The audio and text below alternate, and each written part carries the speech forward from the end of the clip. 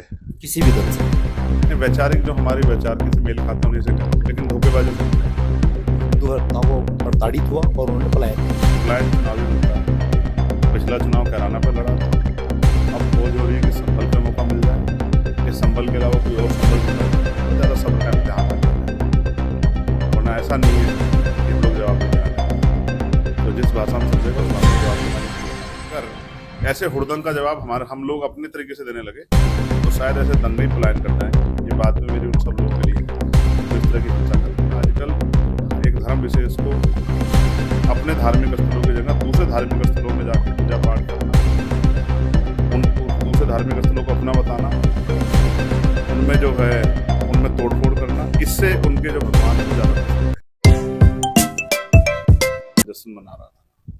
लेकिन ये भी सच है कि इसी आज़ादी के बीच में तमाम तरह की परेशानियों का सामना भी लोगों को करना पड़ रहा है।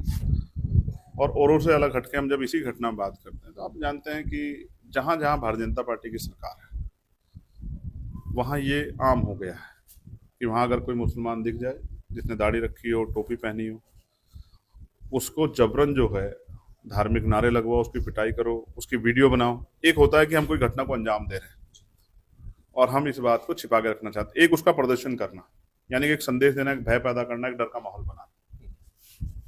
तो मैंने आज भी याद है, मैं पार्लियामेंट में था और बाहर आया तो मीडिया ने सवाल किया, तो मैंने उनसे कहा कि वो सवाल था फतेहपुर के मकबरे पे, तो मैंने कहा कि आजकल एक धर्म विशेष को अपने धार्मिक स्थलों की जगह दूसरे धार्मिक स्थलों में जाके पूजा पाठ करना, उन दूसरे धार्मिक स्थलों को अपना बताना, उनमें जो है उनमें तोड़फोड़ करना, इससे उनके जो भगवान है वो ज़्यादा खुश होते हैं। उसी तरह से अपने आप वो अपने भगवान का नारा लगा के वो दूसरे धर्म के लोगों पर पीट के जबरन नारा लगवाना चाहते हैं। मैं कहता हूँ कोई भी किसी भी धर्म को मानने वाले लोग हों, किसी को जबरन इसके लिए मजबूर नहीं कर सकते, संविधान की इजाजत देता, और करते भी हैं तो मैं कहता हूँ उन्हीं के धर्म के जो ईश्वर हैं वो भी कुछ नहीं हो सकते हैं। आस्था अपना व्यक्तिगत विषय है और इसके भारत में संविधान जो है, भारत का जो महत्वपूर्ण संविधान है, भारत की जो आत्मा है संविधान के रूप में, वो आर्टिकल 25-26 धार्मिक आज़ादी देता है और कोई किसी की धार्मिक आज़ादी को छीन नहीं सकता। लेकिन वहाँ जो हुआ इनके साथ और इनके से पहले एक और व्यक्ति के साथ जिनसे जबरन नारा लगवाया गया, तो मैं ये स्पष्ट करना चाहता हूँ कि ये जो गुंडई है, ये गुंडई इतने चरम पे पहुंच गई, इसका आज नहीं तो कल इलाज होना है। अभी जनता चुप है, जनता इंतजार कर रही है, क्योंकि जनता के पास मौका होता है ऐसी सरकारों को चुनाव के समय बदलाव करने का वोट की ताकत से। लेकिन अगर ऐसे हुड़दंग का जवाब हम लोग अपने तरीके से देने लगे तो शायद ऐसे दंगे ही पलायन कर जाएंगे। ये बात में मेरी उन सब लोगों के लिए है जो इस तरह की हिंसा कर रहे हैं, और मैं ये भी कहूँगा ज़्यादा सब्र का इम्तिहान ना लिया जाए, वरना ऐसा नहीं है कि हम लोग जवाब नहीं देना जानते हैं।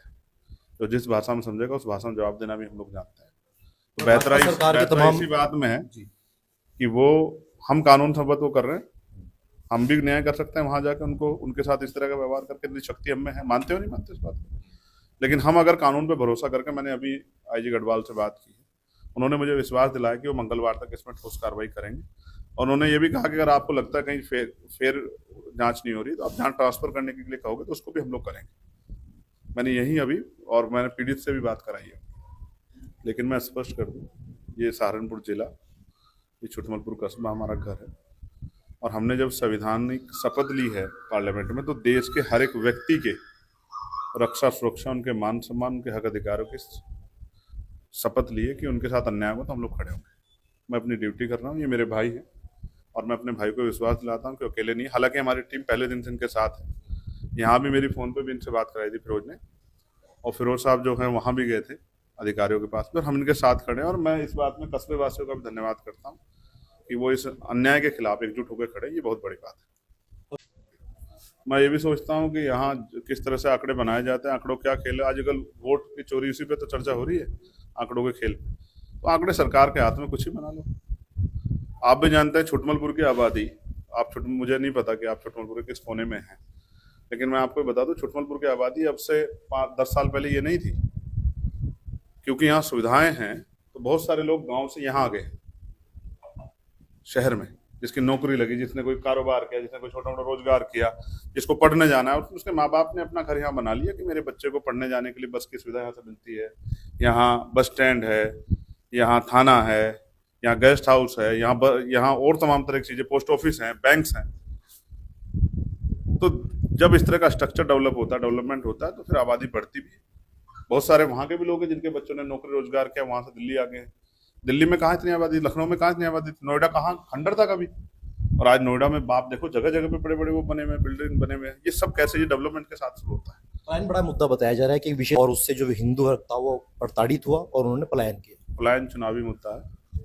पिछला चुनाव कैराना पे लड़ा था, अब खोज हो रही है कि संभल पे मौका मिल जाए या संभल के अलावा कोई और संभल ढूंढा जाए।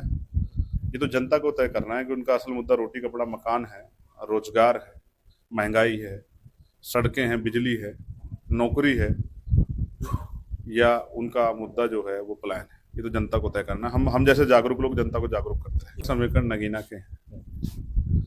नगीना ने सबको आईना दिखाया है कि जब कमजोर वर्ग अपने हितों के लिए एकजुट होते हैं और किसी पे भरोसा करते हैं तो इतिहास बदल जाते हैं।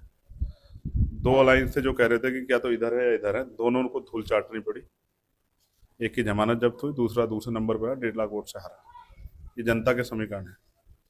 मैं यहाँ पैदा हुआ हूँ, ये इस मिट्टी में मैं खेला बड़ा हूँ। जहाँ आज हम हैं, मैंने बहुत क्रिकेट खेला है यहाँ। और कोई घर यहाँ ऐसा नहीं जिसमें घर में मैंने रोटी ना खाई, जाति धर्म से अलग हटके। लेकिन मैं आपको स्पष्ट कर रहा हूँ, धीरे धीरे कमजोरों का भरोसा एकजुट होगा, और जिस दिन वो भरोसा एकजुट होगा तो पश्चिम में तो आप जानते हैं समीकरण क्या है। यहाँ दलित, मुस्लिम और किसान वर्ग एकजुट हो जाएगा। बीजेपी छोड़ो, कोई आ जाए, कोई भी नहीं हरा सकता। इसका उदाहरण है 2019 का लोकसभा चुनाव और इस बार का लोकसभा चुनाव भी। क्या आजाद समाज पार्टी गठबंधन करेगी आगामी चुनाव को लेकर? किससे? किसी भी दल से? नहीं, वैचारिक जो हमारी वैचारिक से मेल खाते हैं उन्हीं से करेंगे, लेकिन धोखेबाजों से नहीं करेंगे। धोखेबाज से दूर रहेंगे। चलिए, बहुत